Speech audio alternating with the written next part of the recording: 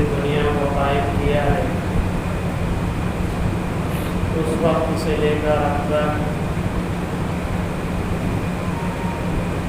ईमान वालों के जहनों में सबसे पहली चीज़ यही डाली गई कि अपने रहने के एतबार से, अपने रिहाइश के एतबार से और इन सब में सबसे पहली चीज़ तुम अल्लाह के लिए इबादत गाहें बनाओ।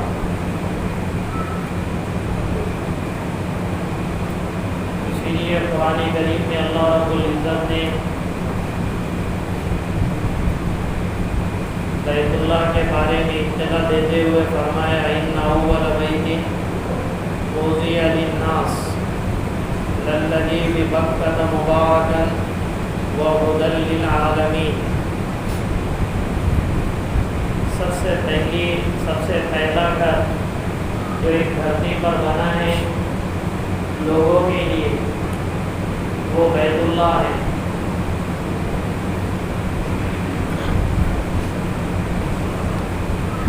सारी ज़मीन पानी थी, जब अल्लाह रब्बुल इज़्ज़त ने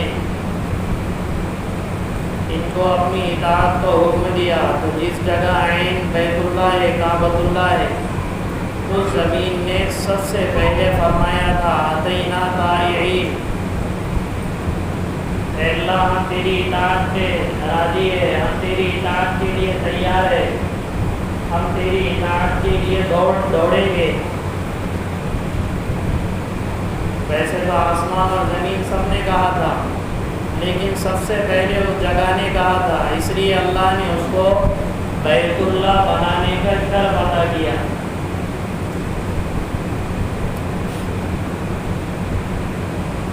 दुनियावी एतबार से सेंटर भी है और अल्लाह रब्बुल इज़्ज़त ने अपने फजल से, अपने करम से उसको उस इताअत के कहने पर ये इनाम दिया कि उसको हमेशा के लिए अपना घर मुंतखब किया। और फिर वो उसकी लंबी तारीख है, मुंतखब तो अल्लाह ने किया, फिर उसके बाद मलाइका ने बनाया, फिर आदम अलैहिस्सलाम ने, फिर कौम अमालिका, और ये चलते चलते सैयदना इब्राहीम और सैयदना इस्माईल अला नबीना अलैहिस्सलाम ने उसको तामीर किया।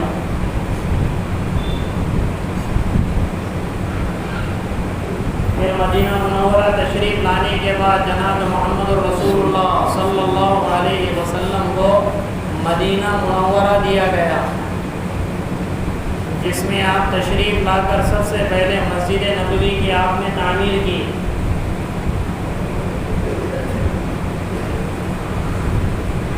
और चूँकि ये दो तामीरें, चाहे बैतुल्लाह हो चाहे मस्जिद नबवी हो, हर मुसलमान को इसके फ़दाइल का पता है। बैतुल्लाह के बारे में तो यहाँ तक आता है, एक हबशी होगा, उसकी पिंडलियाँ बारीक होगी, बाल घुंघरालू होंगे, वो अल्लाह के घर पे हमला करेगा और बैतुल्लाह को मुनादिम कर देगा। जब बैतुल्लाह ही ख़त्म हो गया तो अल्लाह क़यामत को बर्पा कर देगी। ये तो हदीसों में बैतुल्लाह के वजूद पे अल्लाह ने आलम का वजूद रखा। और मस्जिद नबवी के भी फ़दाइल सबको पता है। एक नमाज वहाँ पढ़ेंगे, बाद रिवायतों में 1000, बाद रिवायतों में 50,000 नमाजों का अजर अल्लाह ने मुक़द्दर किया है। इन दो मस्जिदों के अलावा भी जनाब मोहम्मद रसूलुल्लाह सल्लल्लाहु अलैहि वसल्लम ने एक मस्जिद अक्सा के भी फ़दाइल बयान किए और उसको कुरान में भी अल्लाह ने जिक्र किया है, जैसे कि आयत तिलावत की गई, सुब्हानल्लज़ी असरा बिअब्दिही लैलन मिनल मस्जिदिल हरामी इलल मस्जिदिल अक्सा। अल्लाह के रसूल सल्लल्लाहु अलैहि वसल्लम को मस्जिद हराम से उस मस्जिद अक्सा की तरफ लिया गया और ले जाया गया। अल्लज़ी बारकना हौलहू, जिस मस्जिद अक्सा के इर्द गिर्द ہم نے روحانی برکتیں بھی رکھی ہے، اور جس مسجد اقصی کے ارد گرد ہم نے دنیاوی برکتیں بھی رکھی ہے۔ لاکھوں انبیاء علیہ السلام کا مسکن بھی مسجد اقصی رہا ہے، لاکھوں انبیاء علیہ السلام کا مدفن بھی صرف رہے نہیں انبیاء بلکہ وہاں پر دفن بھی ہوئے۔ یہ تو روحانی اعتبار سے، اور جناب محمد رسول اللہ صلی اللہ علیہ وسلم نے سارے نبیوں کی امامت بھی اسی مسجد میں کروائی۔ جب آپ کو اللہ نے معراج نصیب کی اور آپ کو جبریل امین مسجد اقصی لے کر آئے، سارے انبیاء علیہ السلام وہاں پر آپ کی اقتدا کے لیے انتظار میں بیٹھے ہوئے تھے۔ اللہ کے رسول صلی اللہ علیہ وسلم بھی آ کر کھڑے ہو گئے۔ جبریل امین نے کہا ارأیت شرقا وغربا شمالا وجنوبا ما رأیت مثل محمد تقدم یا محمد۔ سارے نبیوں کا مجمع جمع ہے یا رسول اللہ، لیکن میں نے مشرق مغرب شمال جنوب سب جگہ دیکھا، آپ سے افضل کسی کو نہیں پایا، اس لیے آپ آگے بڑھیے۔ پھر سارے نبیوں کی امامت وہیں پر اللہ کے نبی صلی اللہ علیہ وسلم نے کرائی، وہیں سے آپ نے آسمانوں کی سیر کی۔ یہ جو مسجد اقصی ہے جس کا متنازع اور تنازع چل رہا ہے، ایک مسلمان کو معلوم بھی ہونا چاہیے کہ مسجد اقصی ہے کیا اور یہ بیت المقدس ہے کیا۔ کیونکہ ساری مسجدیں یہ اللہ کی طرف بیوت اللہ ہے، وَأَنَّ الْمَسَاجِدَ لِلَّهِ، ساری مسجدیں اللہ ہی کے لیے۔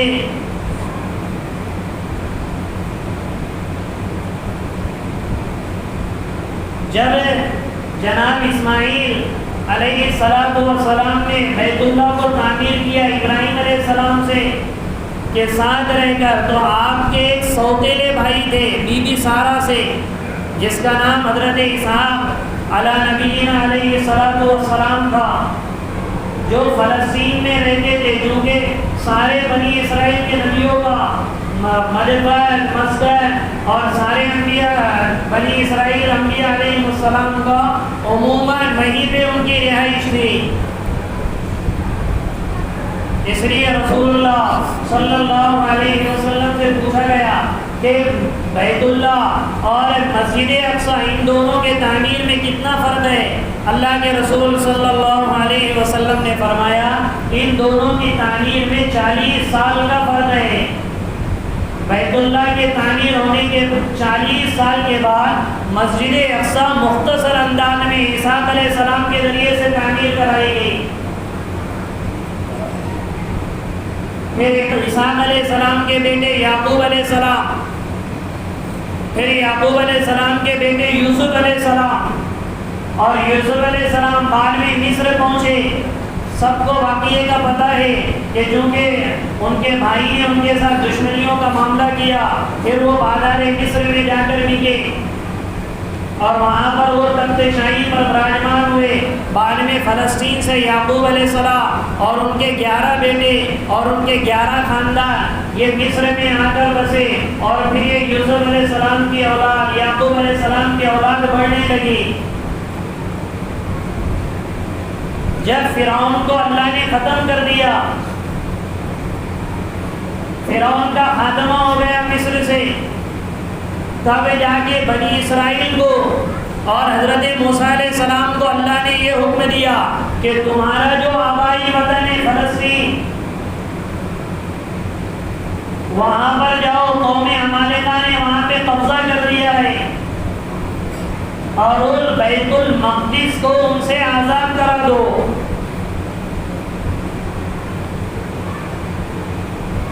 موسیٰ علیہ السلام نے سارے بنی اسرائیل کو لے کر نکلے، تو فلسطین آنے سے پہلے ایک جگہ پر رکے اور وہاں پہ ان کو بتایا کہ دیکھو اب ہمیں جہاد کرنا ہے، اور وہ قوم ایسی ہے اور یہ قوم اتنی جنگجو ہے اور وہ قوم بڑی طاقتور ہے، تو بنی اسرائیل دوبارہ مکر گئے، کہنے لگے دوبارہ ہم کو وہاں لے جا کے مروانا چاہتا ہے۔ اذهب انت وربك فقاتلا انا هنا قاعدون، جا تو اور تیرا رب جا کر وہاں پر لڑ، ہم تو یہاں بیٹھ کے پروگرام دیکھیں گے۔ تو اور تیرا رب جا کر لڑ۔ اللہ رب العزت نے ان کے اس جرات پر ان کو وادی تیہ میں 40 سال بھٹکایا، جس کو قرآن نے کہا فَإِنَّهَا مُحَرَّمَةٌ عَلَيْهِمْ 40 سَنَةً يَتِيهُونَ فِي الْأَرْضِ فَلَا تَأْسَ عَلَى الْقَوْمِ الْفَاسِقِينَ۔ جب بھی ہو جاتے شام میں دوبارہ وہیں پر آتے، جیسے مثال کے طور پہ مومن یہاں سے نکلے بارسی ناکے تک گئے، صبح میں دیکھے تو دوبارہ یہیں پہ راجو کرے نظر آ رہے، پھر بارسی ناکے تک گئے، پھر صبح ہوئی تو دیکھے دوبارہ راجو کرے۔ 40 سال تک اللہ نے ایک ہی وادی میں ان کو بھٹکایا۔ اسی میں پھر حضرت موسیٰ علیہ السلام کا بھی انتقال ہوا، پھر ہارون علیہ السلام کو اللہ نے نبی بنایا، پھر ان کا بھی انتقال ہوا، پھر طالوت کو قرآن کے دوسرے پارے میں پوری منظر کشی اللہ نے کی، طالوت کو اللہ نے ان پر حاکم بنایا، چونکہ وہ جو فلسطین کا بادشاہ تھا اس کا نام جالوت تھا، وہ ڈھیل ڈول کے اعتبار سے بھی بڑا ہیکل نظر آتا تھا۔ طالوت کو اللہ نے یہ حکم دیا کہ اب اپنی فوج لے کر وہاں جاؤ اور فلسطین کو دوبارہ آزاد کرو، جو قوم عمالقہ کے قبضے میں آ چکا ہے۔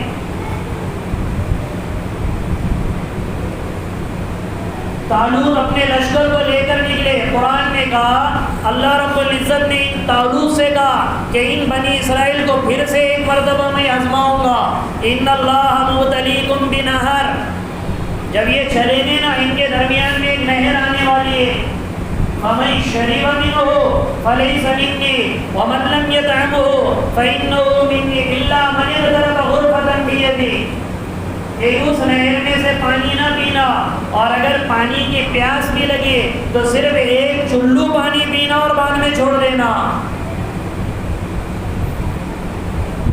اللہ پاک نے قرآن میں فرمایا فَشَرِبُوا مِنْهُ إِلَّا قَلِيلًا، سب نے پانی پی لیا، صرف تھوڑوں نے پانی نہیں پیا، کیونکہ بنی اسرائیل تھے، رنگ دیکھ کے عمل کرتے تھے، نعمتیں برسنے شروع ہو گئی، من و سلوہ برسنے شروع ہو گئے تو اللہ کی اطاعت پہ اترتے، اللہ کی طرف سے آزمائش آ جاتی، اللہ سے مکر جاتے۔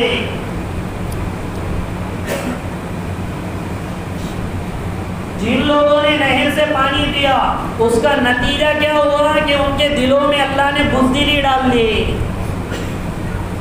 اس لیے مفسرین نے لکھا ہے اللہ کی نافرمانی سے آدمی میں بزدلی پیدا ہو جاتی ہے۔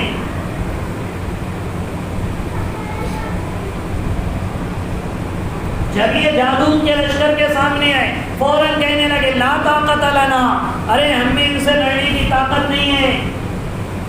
لیکن جنہوں نے پانی نہیں پیا اس میں کچھ ہی تھے جس میں حضرت داؤد علیہ السلام بھی تھے، انہوں نے سب سے پہلا اور بڑا اٹیک جالوت پر کیا، اور یہ ایک معمولی سے انسان تھے، لیکن جب انہوں نے اٹیک اس پر کیا اور اسے قتل کر ڈالا، ایک دم سے اللہ نے فتح نصیب کی۔ تو طالوت نے کہا کہ اس میں کس نے جالوت کو قتل کیا؟ سب نے داؤد علیہ السلام کو سامنے کیا کہ یہ ہے وہ سپاہی جس نے جالوت کو قتل کیا۔ تو طالوت نے اپنی جگہ بادشاہ ان کو بنا دیا، جس کو قرآن نے کہا وَقَتَلَ دَاؤُودُ جَالُوتَ وَآتَاهُ اللَّهُ الْمُلْكَ وَالْحِكْمَةَ وَعَلَّمَهُ مِمَّا يَشَاءُ، کہ ہم نے انہیں حکومت بھی دی اور نبوت بھی عطا کی۔ جب یہ فلسطین میں پہنچے تو پھر داؤد علیہ السلام کو اللہ نے حکم دیا کہ وہ جو ما بقیہ بیت المقدس کا کام ہے اور مسجد اقصیٰ کا کام ہے اسے تعمیر کیا جائے۔ داؤد علیہ السلام نے تعمیر کی، کچھ باقی حصہ رہ گیا، ان کا بھی انتقال ہو گیا، تو ان کے بیٹے سلیمان علیہ السلام کو اللہ نے حکم دیا کہ بیت المقدس کی تعمیر کی جائے۔ تب سلیمان علیہ نبینا علیہ الصلوۃ والسلام نے بیت المقدس کی تعمیر کی، مسجد اقصی کی، جس میں منو ٹن ہیرے اور جواہرات کے ذریعے سے حضرت سلیمان علیہ السلام نے مسجد اقصی کو بنایا، اس کی تعمیر کی، گنبد بنایا۔ لیکن چونکہ اللہ رب العزت کے اندر کسی کو کچھ پتہ نہیں، کیونکہ اللہ جو چاہتا ہے وہ کرتا ہے۔ جنات ان کے قبضے میں، شیاطین ان کے قبضے میں، ہوا ان کے قبضے میں، دنیا کی ہر شے اللہ نے ان کے قبضے میں ڈال لی، لیکن جب موت آ گئی تو ساری کی ساری چیزیں دھری کی دھری رہ گئی۔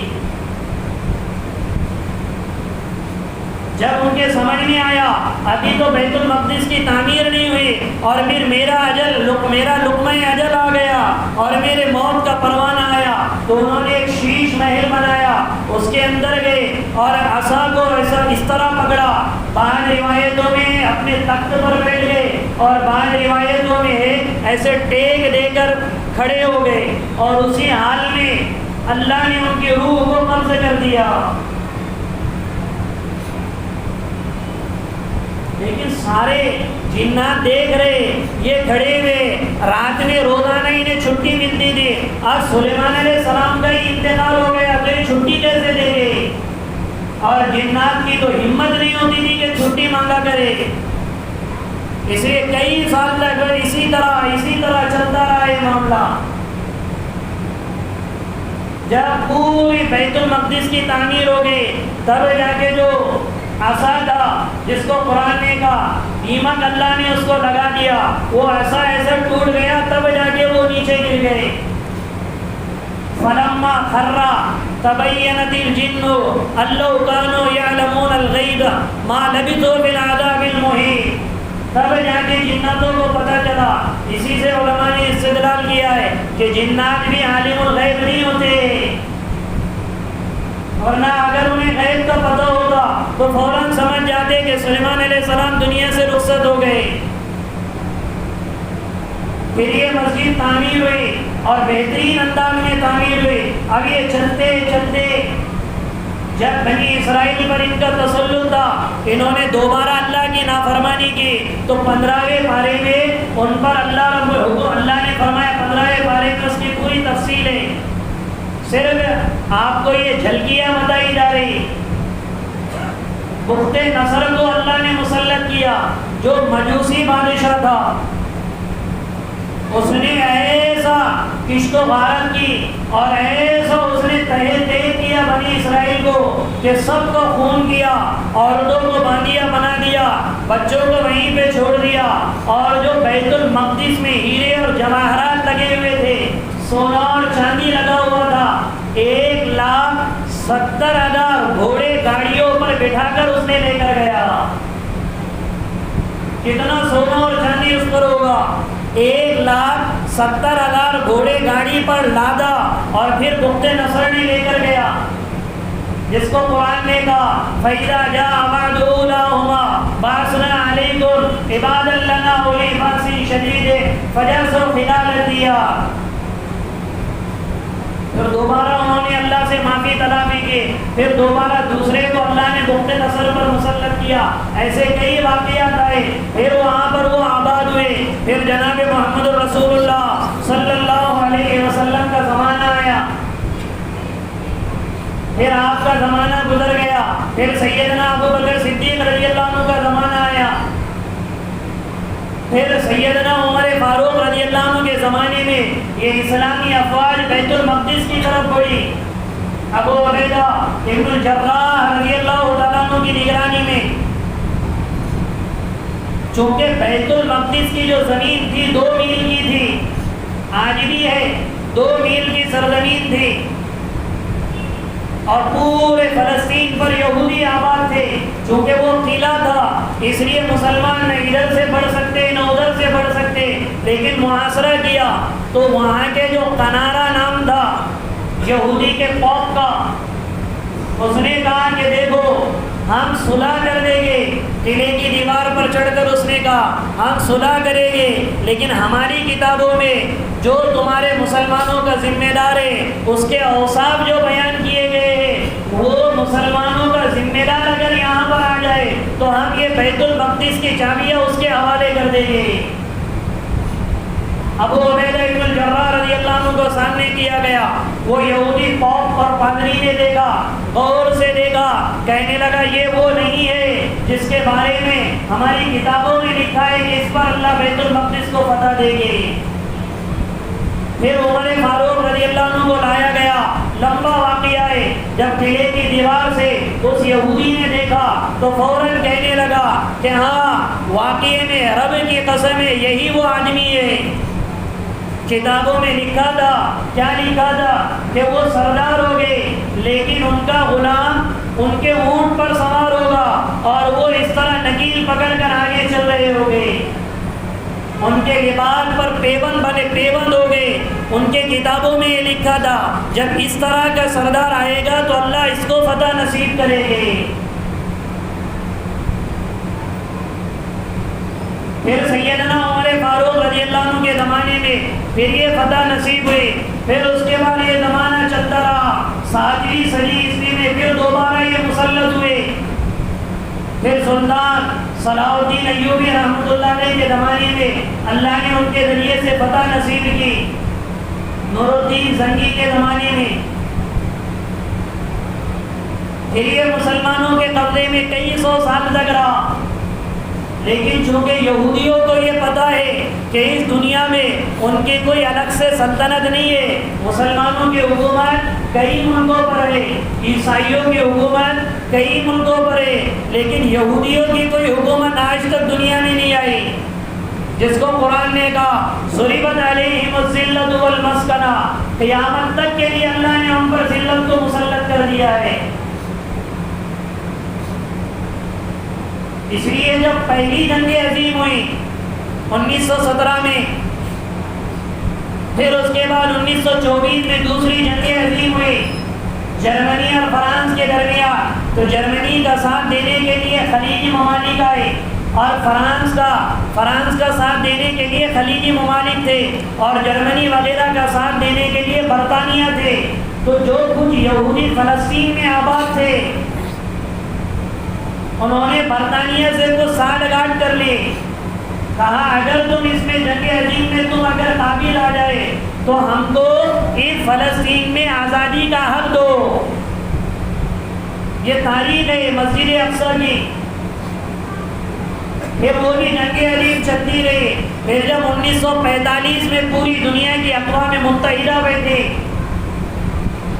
اس وقت برطانیہ نے ان کا سپورٹ کیا یہودیوں کا، اور یہ کہنے لگے کہ بھئی دیکھو جس طریقے سے فلسطین میں مسلمانوں کا اختیار ہے ایسی یہودیوں کی بھی ایک الگ سے ریاست بننی چاہیے۔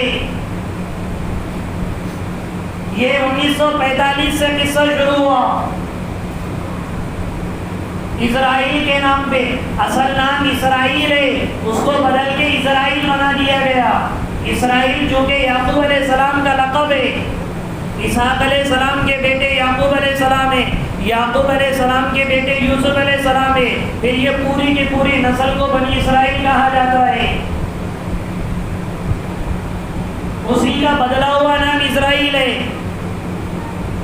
پھر ان کی ریاست کو قائم کیا گیا، تو 1966 سے کچھ ملکوں نے اس ریاست کو قبول کر دیا، لیکن وہاں کے فلسطینی مسلمانوں نے آج تک اس ریاست کو قبول نہیں کیا کہ آدھا فلسطین اور آدھا اسرائیل۔ اور یہ یہودی کیوں اس کو اتنا ایکسیپٹ کرتے؟ وہ یہ کہتے کہ یہ مسجد اقصی باقی نہ رہے، یہاں پہ ہیکل سلیمانی آ جائے، انہیں ہیکل سلیمانی تعمیر کرنا ہے، ورنہ جب تک وہاں مسلمان باقی رہیں گے وہ ہیکل سلیمانی نہیں بنا سکیں گے۔ اور ان کا عقیدہ یہ ہے کہ یہ جو مسجد اقصی کی دیوار ہے اس کو ہمارا آنے والا امام، اور جیسے ہم کہتے امام مہدی آنے والے ہیں، اسی طرح وہ کہتے ہمارا آنے والا امام اس دیوار کو توڑے گا اور یہاں آ کر قابض ہوگا، مراد اس سے دجال ہے، ہمیں اس کی آمد کا انتظار ہے۔ اور یہ مسجد اقصی نہیں ہے، وہ یہ کہتے ہیں کہ یہ ہیکل سلیمانی ہم دوبارہ، ہیکل سلیمانی کیا ہے؟ کوئی الگ سے چیز نہیں ہے۔ ہیکل سلیمانی کا مطلب یہ ہے وہ جو گنبد بنا ہوا ہے اس گنبد کو توڑ دینا ہے، مسجد اقصی کو ختم کر دینا ہے، اور وہاں پہ سلیمان علیہ السلام کے نام سے ایک پتھر گاڑا ہوا ہے، اسی کو کہتے ہیں یہ ہیکل سلیمانی ہے۔ اور ان کا تصور یہ ہے کہ اس دیوار میں اپنی مرادیں اگر ڈالی جائے گی، پرچیوں میں رکھ کر وہ مرادیں اللہ ہماری قبول کرے گا۔ اس لیے یہ سارا رتن ہے، ڈرایا جاتا، دھمکایا جاتا۔ لیکن جس مسجد کا قرآن میں ذکر ہے، جس مسجد میں بارے میں جناب محمد رسول اللہ صلی اللہ علیہ وسلم نے بتایا ہے کہ یہ بہت بڑی فضیلت کی حامل ہے، مولانا مکی صاحب دامت برکاتہم تو یہ کہتے ہیں کہ یہودی ساری دنیا سے جگہ جگہ وہاں آ کر آباد ہو رہے، فلسطینیوں کی زمینیں خرید رہے۔ مولانا مکی صاحب دامت برکاتہم کہتے ہیں یہ اللہ کی طرف سے ایک جگہ جمع ہو رہے، چونکہ عیسیٰ علیہ السلام جب دنیا میں تشریف لائیں گے تو انہیں یہودیوں کو قتل کرنے کے لیے پوری دنیا میں جا کر چننے کی ضرورت نہیں پڑے گی۔ جیسے ہی یہ یہودی اکٹھا ہو جائیں گے، چند منٹوں میں عیسیٰ علیہ السلام کی افواج انہیں قتل کر دے گی۔ فلسطینیوں کی زمینیں خرید رہے تاکہ انہیں فلسطین سے بے دخل کر دیا جائے، اسی لیے دعائیں کی جاتی ہے، اسی لیے اللہ سے مانگا جاتا۔ دنیا کے سارے ملکوں نے اسرائیل کو قبول کیا، اس کی ریاست کو، لیکن وہاں کے رہنے والے مسلمانوں نے آج تک اس کو قبول نہیں کیا، اور ان کا یہ دعویٰ ہے کہ ہم قیامت تک اس کو قبول نہیں کریں گے، کیونکہ ہیکل سلیمانی کا کوئی تعلق ہی نہیں، یہ اللہ کا گھر ہے اور قیامت تک اللہ کا گھر رہے گا۔ اس لیے ہم بھی دعائیں بھی کرتے رہے اس کے حق میں جتنا اپنے سے ہو سکے، کیونکہ یہ فضائل والی ہے، اور لوگ جانتے بھی ہے، جیسے سفر کیا جاتا بیت اللہ کا، جیسے سفر کیا جاتا ہے مسجد حرام کا، جیسے سفر کیا جاتا ہے مسجد نبی کا، لوگ مسجد اقصی کا بھی سفر کرتے ہیں۔ ہر جگہ کا سفر اس کی کوئی فضیلت نہیں ہے، لیکن مسجد اقصی کے سفر کی بھی فضیلت ہے۔ اللہ رب العزت اس مسجد کی بھی حفاظت فرمائے، اور اس کی حفاظت کے ساتھ ساتھ ساری مسجدوں کی اللہ حفاظت فرمائے، اور سارے مسلمانوں کو ساری مسجدوں کو آباد کرتے رہنے کی توفیق مرحمت فرمائے، جن کی سنتیں باقی ہے۔